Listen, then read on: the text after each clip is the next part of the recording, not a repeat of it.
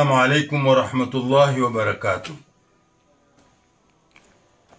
Makatao ya uamuzi wa koti ya rufaa juu ya urithi wa mtoto wa nje ya ndoa.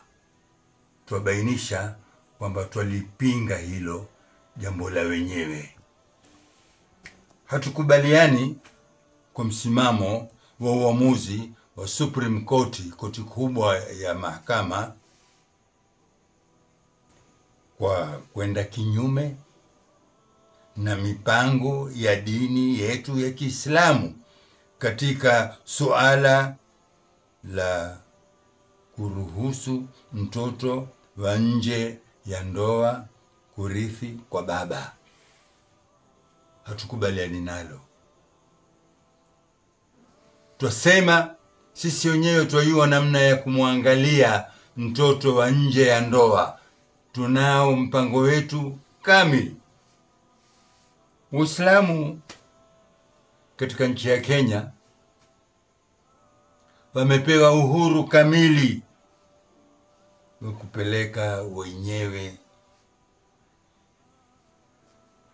suala la wirathi na mengineyo tuliyopewa kwa njia ya Kiislamu.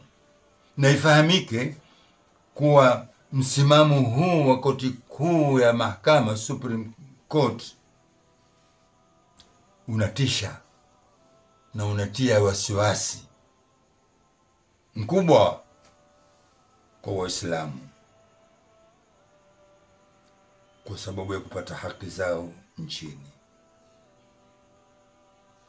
Tunawaomba wahusika wa serikali wa juu na wanasiasa wa kila mahala na kila eneo waliangalie na wasimame kuzuia uharibifu huu wa haki zetu zilizodhaminiwa kutoka wakati wa ukoloni na katika katiba ya Kenya. Sisi tunayo mipango yetu kamili juu ya mtoto nje ya ndoa.